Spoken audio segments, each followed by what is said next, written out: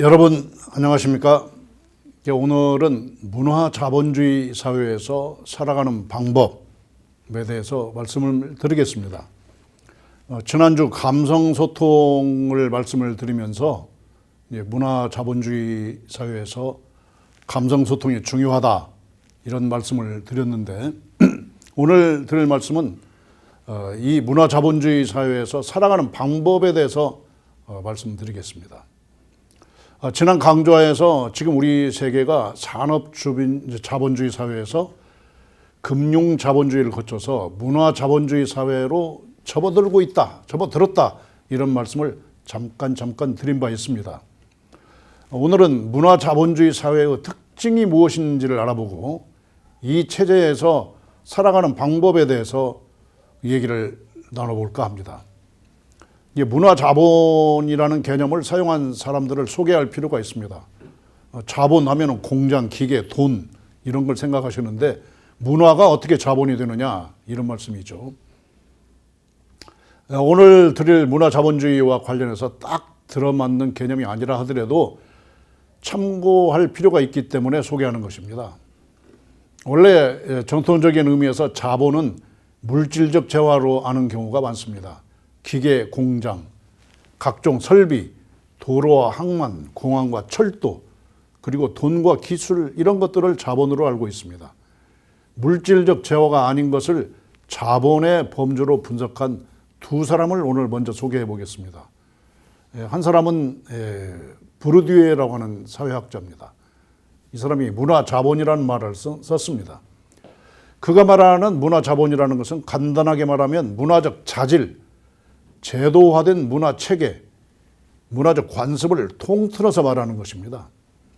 사회적으로 일정한 성취를 달성하는 데 있어서 문화자본이 중요한 자리를 차지하고 있다고 하는 것입니다.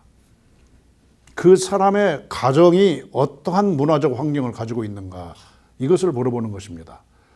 어떤 책을 많이 읽고 음악회나 전시회를 다니는 환경이 그 사람의 일정한 사회적 성취에 디딤돌이 된다고 봅니다.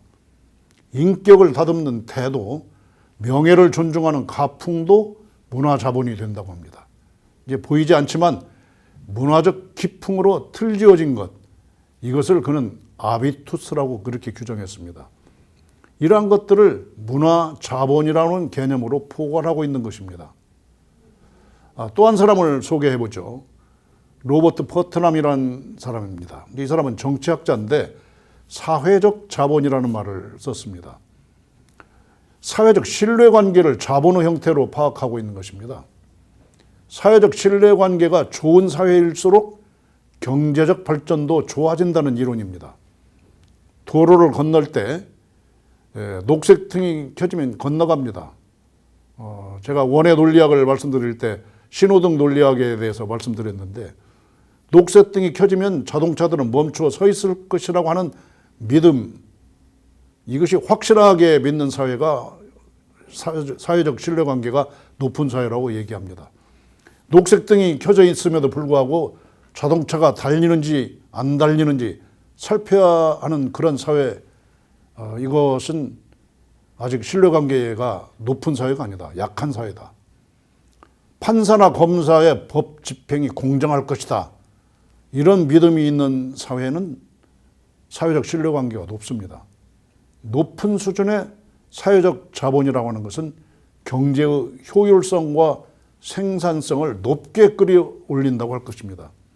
높은 수준의 사회적 자본, 즉 사회적 신뢰관계는 사회통합의 결속력, 이것을 아주 강하게 한다는 것입니다. 개인의 복리 수준도 높아지게 한다는 말입니다. 오늘 사용할 문화자본주의에서의 문화자본이라는 것과 유사한 접근을 한 사람들에 대해서 소개를 했습니다. 이제 문화라고 하는 말을 이제 구체적으로 말하기 위해서 다시 살펴보겠습니다. 문화를 말할 때 흔히 문명과 구별해서 쓴 것이 전통적인 방법입니다. 정신문화라고 하고 물질 문명이라고 구별합니다. 그런데 사람이 성취하는 것들을 정신적인 것과 물질적인 것으로 갈라서 구분할 수는 없습니다. 사람을 생각하는 존재, 호모 사피엔스라고 규정하는 경우가 있습니다. 다른 한편으로 사람은 도구를 만드는 존재, 호모 파베르라고 특징 짓는 경우도 있습니다. 그런데 생각해 보십시다. 사람은 정신적인 존재임과 동시에 물질적인 존재이고 영적인 존재인 것입니다. 사람이 하는 모든 일, 사람이 알아내는 모든 일과 법칙, 그리고 사람이 만드는 모든 물건은 생각하는 일과 도구를 만드는 일이 결합되어 있다고 하는 것을 쉽게 알 수 있습니다. 석기시대의 유물을 한번 보세요. 돌칼, 돌도끼가 대표적인 것입니다. 삶이 생각 없이 본능적으로 돌칼과 돌도끼를 간 것은 아닐 것입니다. 돌칼과 돌도끼를 만드는 것은 도구를 만드는 일입니다마는 많은 생각을 하면서 만들었을 것입니다. 오늘날 4차 산업혁명은 디지털 도구의 혁명입니다. 디지털 도구를 만드는 것에 대해 생각해 보십시오. 생각 없이 도구만 만든다고 생각할 수는 없을 것입니다. 다시 말하면 사람은 정신적인 일과 몸으로 하는 일을 동시에 하는 것입니다. 특별한 경우가 아니라 하더라도 언제나 그렇게 하는 것입니다. 여기서 우리는 문화라고 하는 말을 넓혀서 쓰게 됩니다. 문화라고 하는 낱말에는 문명이라는 낱말의 쓰임이 포함되어 있는 것입니다. 물론 문명이라는 낱말에도 전통적으로 쓰던 문화라고 하는 뜻이 포함된 것으로 사용할 수 있는 것입니다. 그렇다면 우리는 문화라고 하는 말과 문명이라는 말을 교차해서 쓸 수가 있습니다. 생각하는 존재인 사람과 도구를 만드는 사람은 나누어질 수가 없습니다. 이 둘을 통합한 규정입니다. 이것을 문화적인 사람이라고 할 것입니다. 사람의 본성은 호모 쿨투르라고 이렇게 규정할 수 있는 것입니다. 문화적인 사람은 끊임없이 생각하며 도구를 만듭니다. 보이는 도구를 만들 뿐만 아니라 보이지 않는 도구를 만듭니다. 보이지 않는 도구를 슬기모라고 합니다. 기계나 기계장치는 굳은 모라고 얘기합니다. 하드웨어라고 얘기하죠. 컴퓨터로 말하면 컴퓨터의 몸체입니다. 기계장치를 움직이게 하는 기술이나 컴퓨터의 프로그램을 무른모라고 얘기합니다. 소프트웨어라고 하죠. 굳은 모와 무른 모의 관계를 사람의 몸과 마음 또는 생각의 관계로 비유할 수도 있습니다. 무른 모는 디지털 방식으로 처리해서 컴퓨터와 누리금을, 즉 인터넷으로 유통하게 하는 내용물입니다. 영어로 콘텐츠라고 얘기합니다. 자, 이에 비해서 이제 슬기모라고 하는 말은 영어로 우리가 얘기한다면 와이스웨어라고 표현할 수가 있습니다. 와이스 디바이스라고 부를 수도 있겠죠. 중국말로는 이건 제가 만들어 봤습니다. 지모건이라고 할 수 있을 것입니다. 사람의 몸과 생각, 마음의 관계로 굳은 모와 무른 모를 비교한 것을 이어서 본다면 생각한 내용을 말한 것입니다.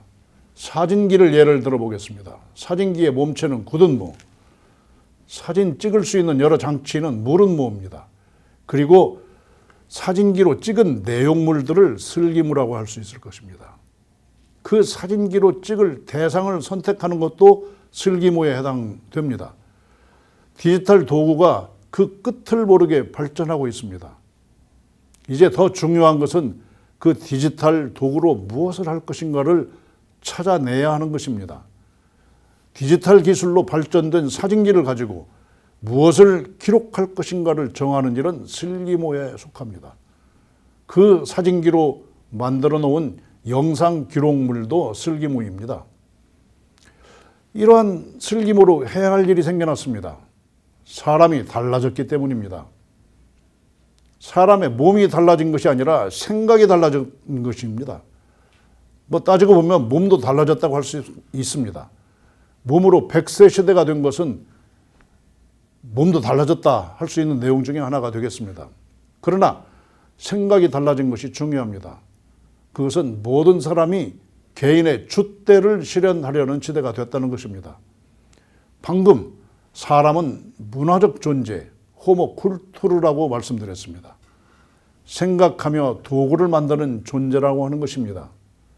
도구를 만드는 핵심적인 목적은 편리한 노동을 하는 것입니다. 노동이란 자연을 변형시킨 행위입니다. 다른 동식물은 자연을 능동적으로 변형시키지 않습니다.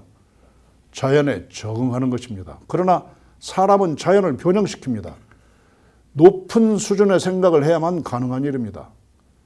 생각하는 것 가운데 가장 높은 수준의 생각은 무엇일까요? 그것은 내가 누구인가를 알고자 하는 것입니다. 자기 자신에 대해서 자각하는 일입니다. 우주 자연의 진리와 법칙을 알아내는 것이 또한 높은 수준의 생각입니다.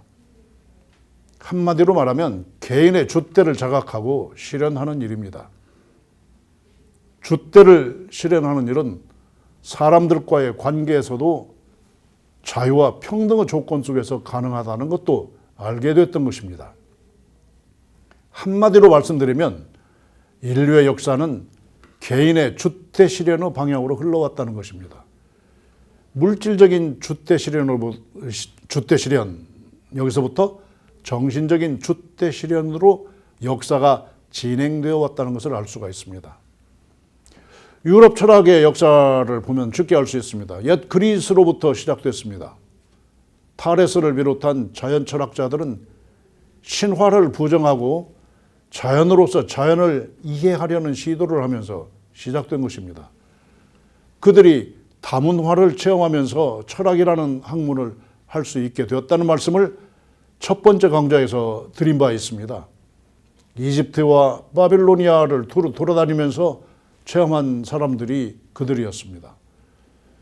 유럽에서 철학은 자연 중심에서 다음으로 사람 중심으로 갑니다. 옛 그리스의 소피스트 철학자들은 사람 중심이라는 관점을 세운 사람들입니다. 소피스트 철학자의 한 사람인 프로타고라스, 이분은 사람이 만물의 척도라는 말을 했습니다. 사람 중심으로 보면서 자연법 사상을 내세웠습니다. 사람은 태어날 때부터 자유롭고 평등하다는 사상입니다. 이 사상은 곧바로 탄압을 받았습니다. 지배자나 권력을 가진 사람이 좋아할 수 없는 사상 아닙니까? 그래서 궤변을 말하는 사람이라고 무시하고 탄압했던 것입니다. 이 소피스트라고 하는 말은 지혜로운 사람들이라는 말인데 그들을 궤변론자라고 했던 것입니다. 유럽은 중세 그리스도교의 1000년 동안은 사람 중심 사회가 아닙니다. 신 중심 사회입니다. 신을 중심으로 한 철학이 지배했습니다. 그리스도교의 지배가 끝나고 근대 철학의 시기가 됐습니다. 다시 사람 중심의 철학을 하기 시작했습니다. 계몽주의 철학입니다. 사람의 이성적 능력을 발견한 것입니다. 이성의 힘으로 자연을 지배할 수 있고 자기의 운명을 개척할 수 있다고 생각했습니다. 그 이성을 모든 사람이 공통적으로 가지고 있다고 생각했습니다. 그런데 문제가 해결되지 않습니다. 여전히 따돌려진 느낌을 가진 사람들이 많았습니다. 여기에서 이제 인간 또는 인류라고 하는 차원이 아니라 민족이나 계급이라고 하는 차원에서 개인의 줏대를 실현해 보려고 하는 시도가 있습니다. 철학의 역사에서도 감성주의, 로만티시즘 운동이 일어납니다. 개인이 가진 감성을 발견하고 개인의 특성을 실현하려고 한 것입니다. 민족이라고 하는 관념도 감성적 자각과 관련이 있는 것입니다. 정치와 경제적으로도 자연권 사상 운동을 시작합니다. 자연법 사상은 보편적인 자유와 평등을 말하는 것입니다만 이에 대해서 자연권은 개인의 권리를 말하는 것입니다. 여기서부터 시작된 것이 오늘날 민주주의 국가가 지켜야 한다는 개인의 권리입니다. 정신적인 것뿐만 아니라 정치, 경제적으로도 개인의 권리를 지키는 것이 국가의 의무로 되어 있습니다. 이러한 사상으로부터 오늘날 대중민주주의 체제가 만들어졌습니다. 삼권 분립 체제를 갖춘 대중민주주의를 말합니다. 그러나 여기서도 여전히 개인은 따돌려진 상태를 벗어나지 못합니다. 정치적인 조건은 투표 행위 한 번으로 의사 표현이 끝나는 형식적 민주주의이기 때문입니다. 경제적으로는 대공장 체제, 대기업 체제의 틀 속에 갇혀 있기 때문입니다. 소비 생활을 하는 것도 대중 소비의 틀 속에서 개성을 실현하지 못하는 것이 현실이었습니다. 의식주 욕구만이 문제였을 때는 대중 소비로 충분했습니다. 그런데 의식적 욕구를 실현시키는 그러한 상품 생산이 넘치게 되니까 정신적인 욕구인 진선미 욕구 실현의 단계로 들어가게 된 것입니다. 물질적인 주대 실현의 단계에서 정신적인 주대 실현의 단계로 진입하게 된 것입니다. 오늘날 사람들은 아주 구체적인 개인을 지향하고 있습니다. 개인의 시간과 공간을 가지는 것이 돈 버는 목표가 되어 있습니다. 가족을 행복하게 하기 위해서는 내가 돈을 번다라고 하는 것이 거의 당연시 되던 그런 시대가 점점 지나가고 있는 것입니다. 1인 가구의 비율이 높아지는 것도 그러한 경향을 보여주고 있는 현실적인 지표라고 할 것입니다. 2020년의 기준으로 보면 전체 가구 수의 31%가 1인 가구입니다. 개인의 재산, 개인의 권리, 개인에 관한 정보를 지키는 것이 현대 정치 경제의 가장 중요한 문제가 되어 있지 않습니까? 역사적으로 보면 의식주라고 하는 물질적인 욕구를 실현하기 위한 것은 상품의 생산량을 늘리는 것입니다. 여기에서 산업혁명이 일어나게 된 것입니다. 사람의 의식주를 만족시키기 위한 물질적 재화의 생산, 지구적 규모로 보면 이미 충분하다는 견해가 일반적입니다. 물질적 재화가 부족한 나라나 개인들이 존재하고 있는 것도 사실이지만 나누어 살고자 하는 도덕성을 실천한다면 전 인류가 물질적인 의식주는 해결할 것으로 보는 시대입니다.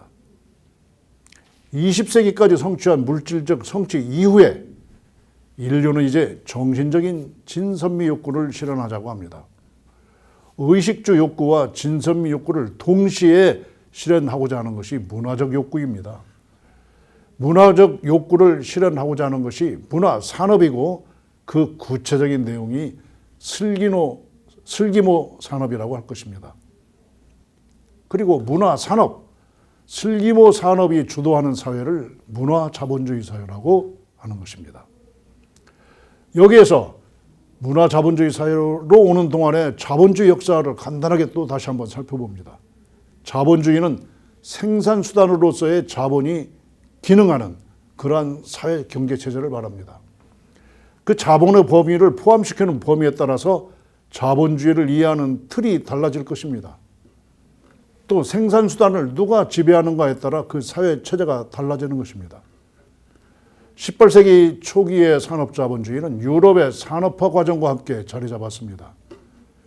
자본주의가 왜 서양에서 먼저 시작되었는가라고 하는 것에 대한 여러 연구들이 있습니다.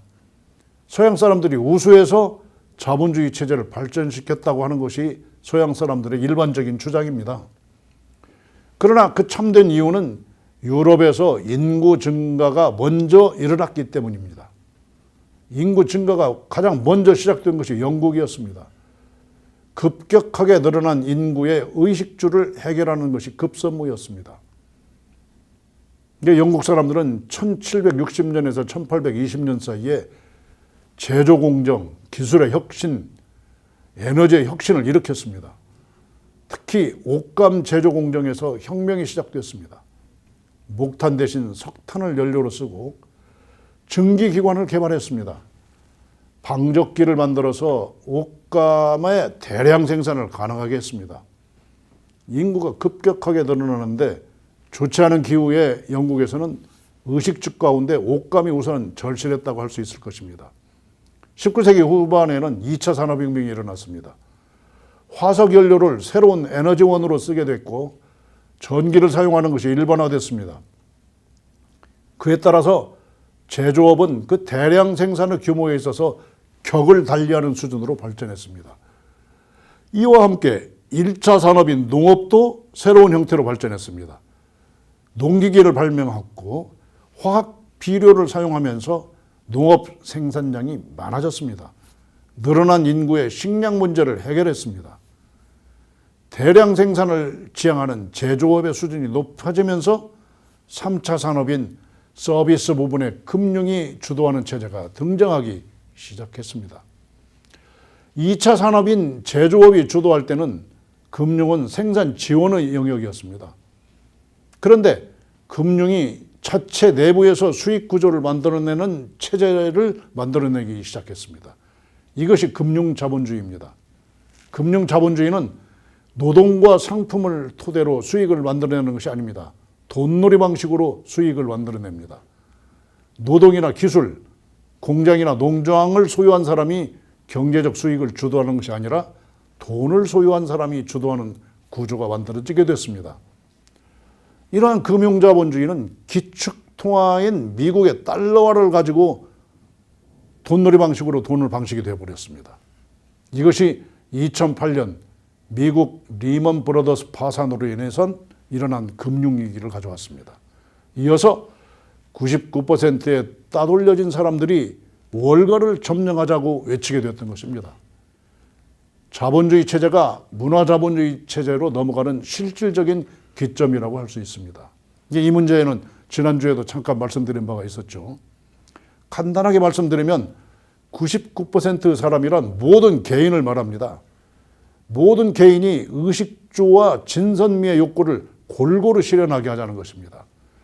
오늘날의 개인은 과거 밀란을 일으킨 사람들처럼 분노에만 충만되어 있는 사람들이 아닙니다. 레닌의 프롤레타리아 계급 혁명처럼 프롤레타리아 혁명을 일으킨 그러한 계급들이 전투적인 계급의식만을 가진 사람들도 아닙니다.